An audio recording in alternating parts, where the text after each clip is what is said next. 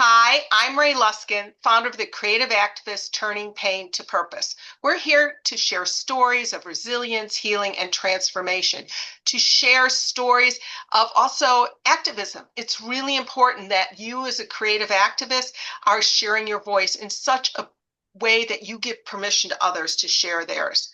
And I have a little poem for our guest today. One silenced fear, now guided by truth. She reminds us that healing begins the moment we dare to speak. Her words, raw, real, and radiant, give voice to the child within and hope to those still finding theirs. She teaches us that courage is not the absence of pain, but the decision to rise anyway. Everybody, I'd love for you to meet Lisa Zarcone. She's a child abuse survivor, the author of Unspoken Truth, a memoir, and the Book of Joan. She's a child and mental health advocate, public keynote speaker, and radio personality. She's the regional director of NAASCA, which is National Association of Adult Survivors of Child Abuse. She uses her story as a platform to bring awareness, education, and healing for others. She believes that incorporating kindness, compassion, and positive mindset into daily life can transform not only individuals, but communities. She definitely is a creative activist, and I'm so excited to have you here today, Lisa. Thank you for coming. Oh, thank you. Thank you, Rae. Thank you for having me. Oh my God, what a beautiful poem. That really touched my heart. Thank you for doing that. Oh, you're welcome. That's sort of the thing I started doing for everybody. I sort of write a little personal poem. So it I comes. love it. It's wonderful. And it's funny because in my book I have poetry at the end of each chapter, like summing it up. So I love poetry. So thank you for doing that. Oh, perfect. And I did not know that yet. Yes. I know I'm just dropping it a little like, right in the beginning here, but yes. Okay, I love it. Well, yeah, I did a lot of poetry for the creative activists as well. I did poems throughout, that kind of thing. So I totally understand where you're coming from. It's just another way to express ourselves. Absolutely. So let's talk a little bit about your memoir, The Unspoken Truth, which is the voice of your younger self when you were 6 years old. Can you tell us a little bit about that journey and why you wrote that book? Yes, the unspoken truth of memoir. And when I decided to write my own story, the only thing that would come to mind, honestly, to title it would be the unspoken truth because I lived in silence for so many years. But I did start it back at a young age of 6, and that is really when my whole world fell apart. And I just really wanted to go from that step forward and share my story for purpose and education and awareness of what happens behind closed doors. So at that time frame in my life, I had just lost my brother to leukemia. My mom was very sick with her mental health, and our whole family just blew up at that time. And stepping forward in that, my dad just really couldn't handle being with us because of the losses. And he found many ways just to be out of the home. So I was stuck home alone with my mother. And that is where all the abuse really started happening and festering. And it started out with, verbal abuse and emotional abuse. And then it went on to physical abuse. My mother became very violent and physical at times because her mental health she was so unstable. She rode that roller coaster, the highs, the lows, the manias, the hallucinations, schizoaffective behavior. She would change personalities. So as a young child, I had to navigate through all of that, try to figure her out, try to survive it, and try to keep myself together. So writing this story is really showing people the damaged mind of a child, really showing, the world what a child truly goes through when they're abused. And it also shows resilience because children are really quite resilient when they're put in these positions in places. So my book offers a lot of these things. And the reason I wrote it, again, I wanted people to truly understand what the child goes through. And it's such a very important story for people to read. And if someone does read it, I will give you that trigger warning because it's a very hard read. It's raw, it's profound. I leave it in the rawest faction. There is sexual abuse by a second abuser. And I talk a lot about that as well. So it's a very, very powerful story, but it has touched the lives of many, many people. It's traveled the world. And I'm really proud to say that, my words are helping others. I love that. So Let's talk about, your healing process. Before you got to the place where you wrote the book, what was it? Where did you go for help? How did you come out of this, with the strength, the courage, the resilience? There have to have been some helpers along the way, I assume. So, Absolutely. In my young teenage years, I did have a couple of mentors that really were pushing me to push forward in life, to overcome and giving me guidance. So I had two really wonderful mentors in high school, and they helped me. And pushing forward from there, the issue what I had was that I kept everything so silent. So people really didn't know the true reality of what I was going through. People knew that I was going through abuse, but not to the extent and not to how far it went.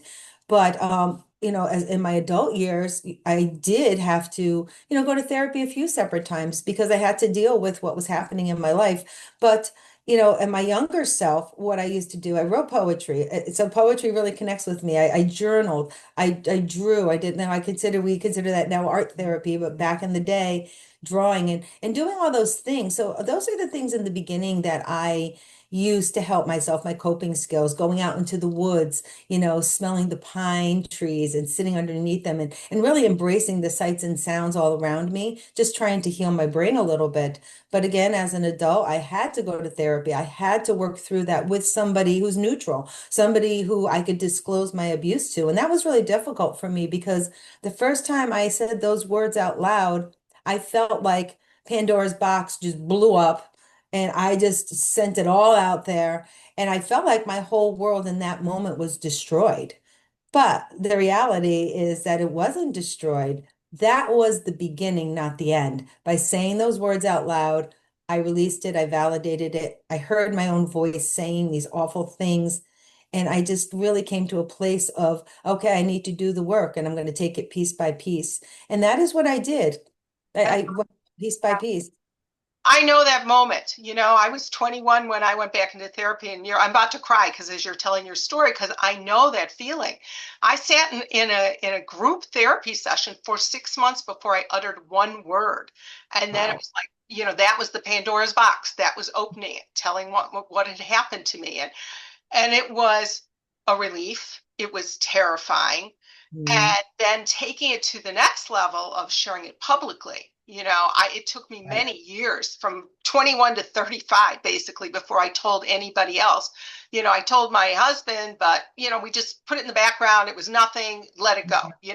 But it was festering all those years, even though I've been in talk therapy for a long time at different points in my lifetime. So I do appreciate that. And I love that you wrote poetry, that you wrote in a journal. I know I just I was just writing an article about how many journals I had. I started journaling 35 years ago, and they were like up to here. I mean, I felt like claustrophobia from the journals because Right. that was the only voice I could, only way I could get it all out.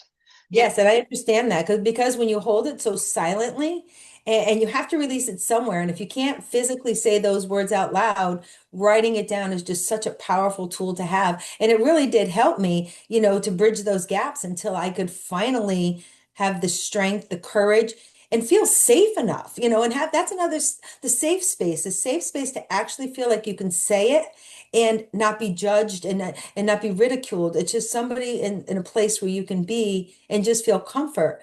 And when I finally did that, again, the Pandora's box opened, everything came out. And then I just all of a sudden, all those memories rushed forward of my past, my childhood. And that's when healing gets messy. That's the beginning of the healing journey. And healing is so messy because you have to look at it, you have to face it. I called it Taming the Beast. I named it Taming the Beast. I talk call about it this quite messy in the middle. often. Yeah, mine is messy in the middle. Yes, it's all messy. Healing is messy, and I had to name it to put a name to it to claim it. And it's like healing and taming the beast and working at it. And every time it would rear its ugly head, I'm like, okay, beast, you and I are going to go at it and work through it. But it was very difficult. And coming to a place to decide to write my story, that was a whole nother journey in itself. Because once again, I'm going on this healing journey. I'm in therapy. I'm writing down all my thoughts and experiences. But now I have to look at each one of them, tap back into my inner child and that pain. Very, very difficult to do. It took me 6.5 years from start to finish to put my book out there because I had to put it down many times because I would get the flashbacks, the nightmares, the anxiety, all of those things, the panic attacks. And I had to really work on myself to heal The before I strength could in do those this. 6 years to keep going after it. What was it? The strength, it was this inner voice inside of me that said, Lisa, you need to share this story. This story needs to be told because it will help so many people. And it was my inner drive and my thought process always is that this story is going to bring awareness to this topic that people do not talk enough about. And, giving people a voice, giving the voice to the voiceless and letting people know they're not alone in their struggle. So that was my drive the whole time. I'm like, and it wasn't, honestly, it really wasn't about me. I felt like I was pulled up from something different inside of me saying, this is for a higher purpose. You went through this awful, awful, awful time in your young life, but let's do something with it. Let's take all that pain, bring it to purpose, and help others. And that was always the goal from day one. And that's why I'm doing this series, and I started working Yes. on Substack, and I'm creating a program for people so they can go through this with some support, because there is such angst about telling your story about, and I don't believe you have to tell it to the world. You don't have to write a book, but tell it to one person, and Right. it can be in every form, whether it's your poetry or dance or a painting. That was, for me, those were the big, ooh, ahas, and being, Right. and for me it was being seen, and with my painting or my poetry I really didn't have to say a word. It was sort of like, oh, here it is. But yeah, but it's so powerful. And I think when we're in such pain and have such challenges, I think we have to say, instead of why is God punishing me, we have to look at what is the possibility, what is the lesson I'm here to learn, and how can I help somebody else with it. And when we Yeah. change that message, which you have obviously done, it changes everything. Just talking about you going out into nature, that gives other people, oh, what if I go out into nature? That's why I share photographs of going to the beach or the Botanic Gardens, for that same Yeah. reason, because that's peace and calm to me. We have so many tools at our disposal that don't cost anything if It's we're true. willing to use them. So I so appreciate that. All right. Thank you. I need to ask you about your recent book was the story of Joann, which is your mom's story. What and why now? Yes, the book of Joann, that's a whole nother journey in itself. And again, so once I wrote my story, and my mother, knew I was writing my story, and she said to me, Lisa, my mom would have these moments of clarity. Let me step back for a second because my mom battled, deeply with her mental health, but she'd have these moments of clarity. And she said to me, Lisa, I really need you to share my story. I want my story to be told because people need to understand the reality of mental illness and what it does to a whole family, how it affected our relationship. And I promised my mother, I said, Mom, one day I will write your story. I will give you a voice. She always wanted a voice because she was always misunderstood, mistreated. The time frame back when growing up in the 50s and it wasn't understood. And even in the 70s, 80s, when I was growing up, she was still treated very poorly. So it was on a promise and to let her know that I was going to, also advocate for mental health, mental illness. And that's the premise of it and writing it and the reasoning for it. So I gave Joann a voice. I shared her story from birth to death, everything in between, our complex relationship as mother and daughter, and how the damage, continues on, and how you have to break these cycles. And honestly, by writing her story and writing my story, I broke the cycle of generational abuse and generational illness. So very powerful stories. And I'm so proud of Joann. I'm proud of her, her journey, because even though she suffered, there's so many lessons that we have takeaways from reading her book. So I am really proud of it. Oh, that's beautiful. What a tribute to you and to your mother, and to honoring her wishes and explaining mental illness, because we are a society that doesn't want to talk about it. You know, No. we don't. We want to hide from it, and then, oh my God, somebody, quote, killed themselves. Oh, or this or that, and then, oh, the words of tributes pour out, and then people want to talk about it, but it's an ongoing process. Yes, And and it's at that point it's too late, and that's another reason to advocate it and talk about and bring awareness and safe spaces for people to speak. Because if you wait and you don't, help someone when they're truly in need, and then you're too late when it's over, and everybody feels like bad or upset and like, oh my goodness, and I saw this and I did this, but I didn't step in. And that's me saying, break the silence, step in, help whenever you can, offer that compassion, understanding to the best of your ability. We don't all understand what someone goes through with mental illness, but we could offer empathy instead of judgment. Right, right. And that is new. I mean, we are a society, unfortunately, right now is into judgment rather than empathy, kindness, Yes, asking, is there, tell me more. And that's all you have to say is tell me yes, more without, and you don't have to say anything half the time, so right. I'm so with you. So we're going to sort of move on because this, I think, leads you into the work as ambassador for NAASCA. Can you Yes. tell us about that? How you got interested? What are the messaging and the work that you're doing there? Yeah, so NAASCA is the National Association of Adult Survivors of Child Abuse. And when my story first came out, I, went on to their radio show and spoke. So the really cool thing about NAASCA is we do have this radio show where survivors go on, they tell their story, and other people can call in and support them through the process. So that's how I began with NAASCA. I shared my story, and then they asked me if I was willing to become an ambassador. And I'm like, okay, well, tell me what we need to be doing here. So honestly, the ambassador is a wonderful title to have and a wonderful, job to have because you're connecting with people all over and you're offering advice, support, a listening ear. It doesn't always have to be about the advice. It could just be about, I'm here for you, so you can just share with me what is happening.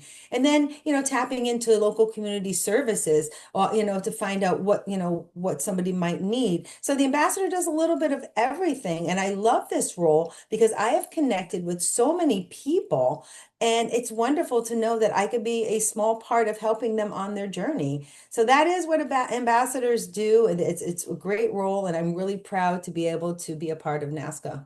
Wow. Is there one story that sticks out in your mind that somebody you worked with there helps, made an impact? There's different story. I could tell you many different stories, but when somebody says to me, I've never spoken about what happened to me ever to anybody, where do I begin?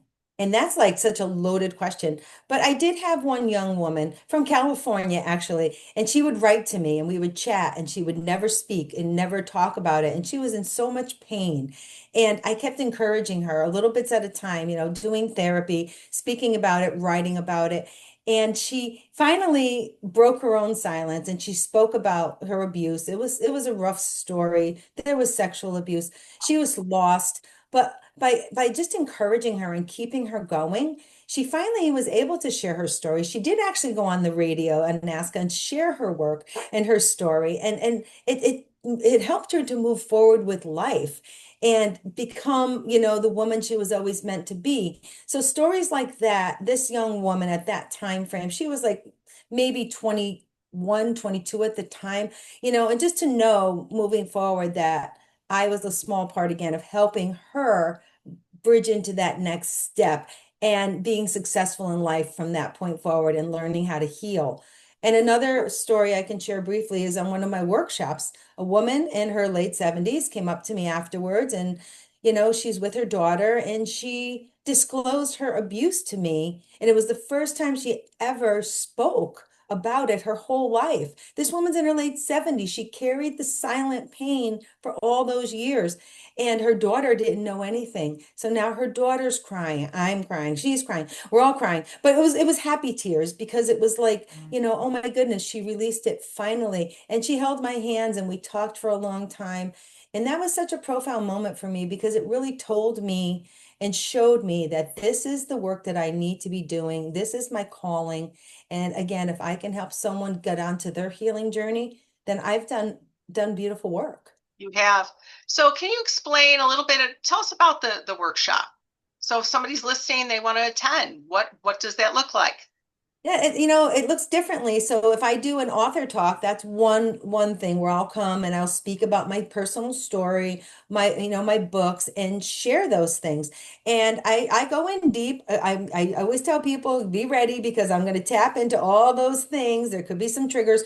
but I do go deep and share, again, the child's perspective, the mental health piece, and I put it all together to kind of show people, again, what's happening, how it all can fall apart, and then what can we do to pull it back together. And during those times, I will have a lot of people come up to me afterwards and sometimes disclose things or ask if they could speak with me privately at another occasion. And that's all wonderful because that's what I love to do. But then into my workshops, I just did a workshop last week and it was called Mental Illness in the Family Unit.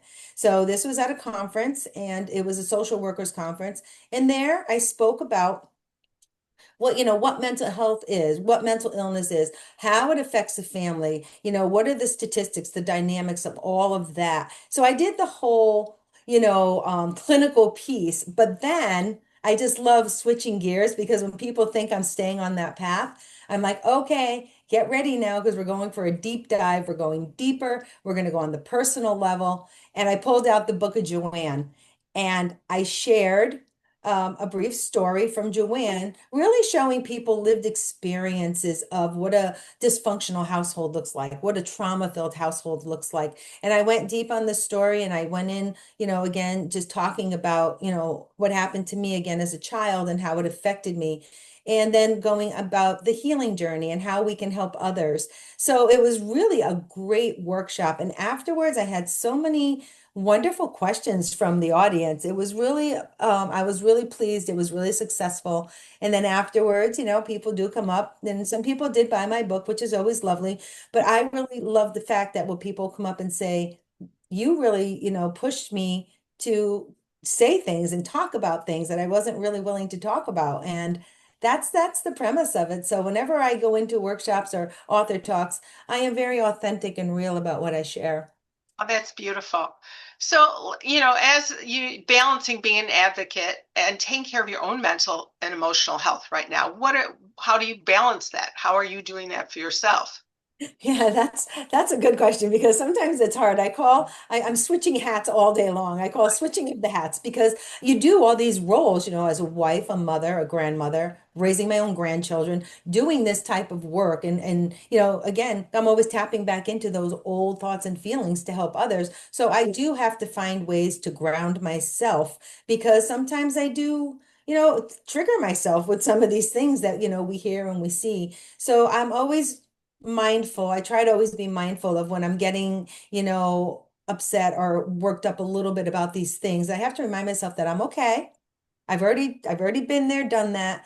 I'm sharing this stuff for purpose. So let me do a little grounding work to bring myself to baseline. And honestly, I go back to those old coping skills as a child that I learned at a young age. I immediately go outside. I go outside into nature. Even if it's in my yard, I'm like looking at my flowers, the trees, I'm smelling things. I have my dog out there with me. And I, sometimes write when I'm out there. And sometimes I even talk into my phone. I record myself speaking and just saying what I'm uptight about, and then bringing myself back down.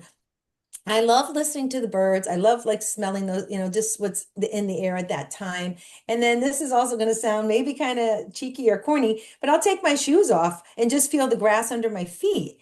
And it might be cliche in a way, but it really helps you ground yourself and bring yourself back down. And once I do that and I feel good, then I go back at whatever it is I'm doing. But yeah, I definitely use those tools and music is another one, all that stuff. It's very important. Yeah, I love that. I don't like to have my feet on the ground like that, but I hug a tree instead. So, I, it's like my favorite thing. There's this one maple tree, Japanese maple, that's at the Botanic Gardens, and I just love it. I feel the Yes, energy. I know that is where I'm meant to be, where I feel that grounding. So I know exactly what you're talking about. So right. I mean, you can find your own. It could be you go and, look at cactus, or if there's a bird sanctuary and you want to go and listen to the birds. I just met a woman who now is a new friend at the beach, and we had a conversation, and we started talking. She's a photographer. She goes out every day. She goes out twice a day like I do. And and she started talking about, and it is, and I said the same words, nature is my sanctuary. That Yes. where I feel the best about who I am, my connection to spirit. I get the downloads there, and it was just a blessing. And I was meant to meet her, and she shared a Really. app with me, which I'm just going to download called Merlin. It's like, I so you love it. hold it out and it'll tell you what kind of bird that you're listening to. I I'm a bird nerd, so oh, I love okay. birds. I do. I'm always looking up birds, and I had a book, and I'm like, okay, what bird is this? But those are really great things that shift your mindset. So when you're stressing and struggling and having all these issues in your life, these things all bring you back. So Right. it's wonderful. Great tools. Great. I love to hear this.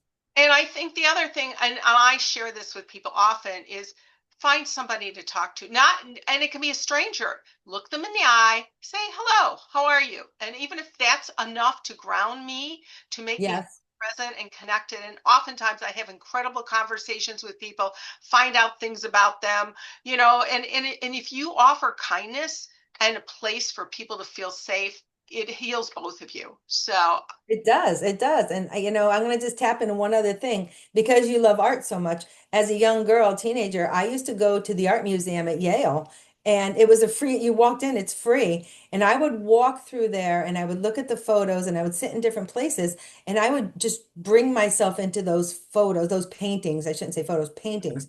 And they're so beautiful, but it brought me to a different place. It shifted my mindset, you know, changing a scenery, shifting your ways and all those things really does help you. So I loved going to the art museum. It was right. really another place for me. Yeah, it's an immersive experience, Yes. and that's why I love what they've done with the Van Gogh now and all these other artists. They create these whole rooms with their art Yes. everywhere. And yeah, I am totally with you. We could I have did the Van I did the just Van about Gogh. this for hours. Yeah, the Van Gogh experience was wonderful. I did it. I was so immersed in it. But I it's know. true. When you put your mind into it, everything else kind of goes away for a little while and it just helps you. It's just a wonderful tool to have. Right. It's wonderful. Okay, so we're getting towards the end of our time. So I have a question. For those listening who still live in silence, what first step toward healing would you encourage them to take? Well, I would first encourage them to remind themselves that they need to be kind to themselves along the way once they start this healing journey. Because again, it's messy, it's hard. Always be nurturing and kind to yourself. But if you can't say those words out loud, write them down. Write them down, even if it's one word at a time. I started journaling and I would write one word, two words before I went forward. But just, writing some things down, reading it back to yourself silently first, but then get the courage up to read your thoughts out loud because when you hear yourself say these things, again, you're validating what you're feeling and what you're thinking, and you're allowing yourself to feel it little bits at a time. So I would encourage people to do that first. And then if it gets to be too heavy, stop. And that's when you bring in the self-care. Just love yourself a little bit, do something nurturing for yourself, and then move forward, baby steps. Always move forward, baby steps at a time. Always start at the beginning. I say go back to childhood because everybody has something that's gone on that's kind of shifted those gears to where, that maybe their pain or their heartache or whatever trauma they might have been through. Start at the childhood, start there, write some things down, move forward.